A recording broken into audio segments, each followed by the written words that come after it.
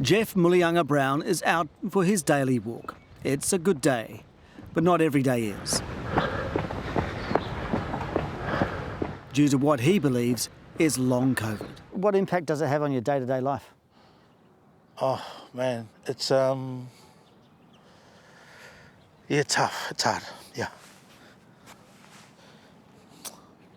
You're out walking and you're doing exercise, but you've got your family to look up?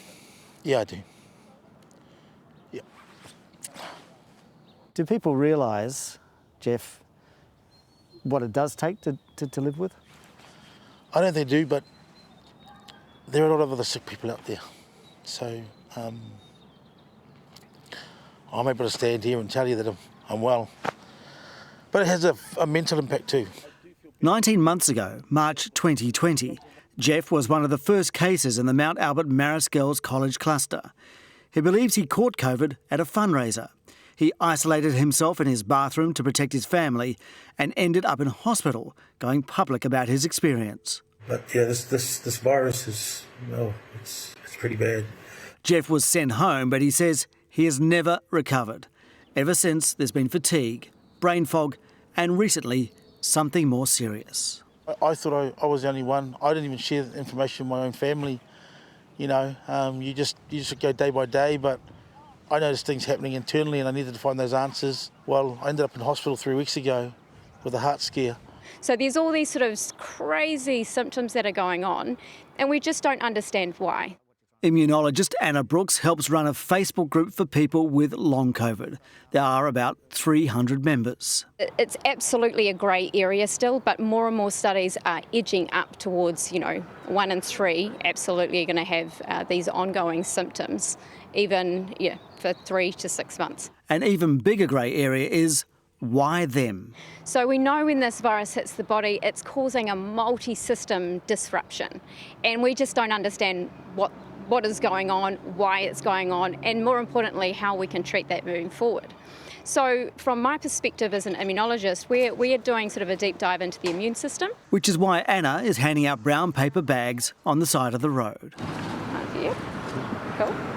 Jeff and another long COVID sufferer, Luke McLean-McMahon, are taking part in her deep dive, donating their cells to the investigation.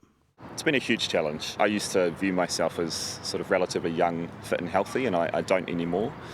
COVID has completely changed my life. I used to take my health for granted, and now I live every day with ongoing issues from COVID and long COVID. 31-year-old Luke was living in London having the time of his life when he fell sick. Like Jeff, it was 19 months ago. Ever since, life's been a battle. All sorts of issues with gut problems, chronic fatigue, struggle to sleep, those are a few things. And when he finally returned home to the safety of MIQ, his heart stopped. So Luke has put himself forward for Anna's trial and for this story to raise awareness. His concern New Zealand's low case numbers mean long COVID isn't taken seriously, something Anna hears frequently from her group. What are they telling you about the acceptance of long COVID in New Zealand? Oh, overwhelmingly, most people are dismissed, overwhelmingly. So family members dismissing them, colleagues, doctors. And you'd think now that we're getting a lot more awareness out there about long COVID. And as recent as, I think, in the weekend, I was speaking to someone who'd just been to a doctor who said there's no long COVID in New Zealand. And so, yes, the dismissal, we call it medical gaslighting. I haven't really told people about long COVID because after what I did last year, and to be honest, I did that just to inform my friends, I realised that people didn't want to accept that there was this virus. It helps their cause now. The World Health Organization has just released a clinical case definition which states that it usually starts 3 months from the onset of COVID-19 with symptoms that last for at least 2 months and cannot be explained, and has symptoms like fatigue, shortness of breath, cognitive dysfunction and more, impacting on everyday life. It also helps that Director General of Health Ashley Bloomfield is talking about it from the pulpit of truth. Long COVID is real. And it might become real for more New Zealanders. Delta cases are spiking, including reinfections. We are absolutely hearing that people are getting COVID twice. And worse, in some situations we've heard people get COVID 19 months ago, then they got Delta, and now they have long COVID. Which makes Anna's study so important, but getting funding has been a grind. Anna and high-profile long COVID advocate Janine Crossan have raised $60,000 through crowdfunding and from the Chronic Fatigue Society. But they need at least $500,000 to see the research through. The Ministry of Health says it's not aware of any specific long COVID studies, but it has committed $1.2 million towards a longitudinal study into the physical, economic and psychological impacts of COVID-19, and that will include people with long COVID. Did it go okay? Yeah. But Anna's study is trying to unlock the mystery into why some people's immune systems recover quickly from COVID and others do not.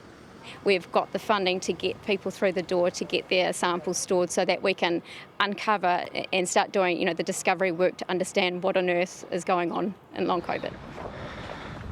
But for those suffering, there is no treatment in sight. People like Jeff Mulianga-Brown can only deal with it day by day. I didn't feel like I was recovered when I left hospital. I was able, but it almost was as if they didn't need us in there. They said, go home and recover. I just didn't feel like I was recovered. But, that being said, I'm here and I'm better. And living with it.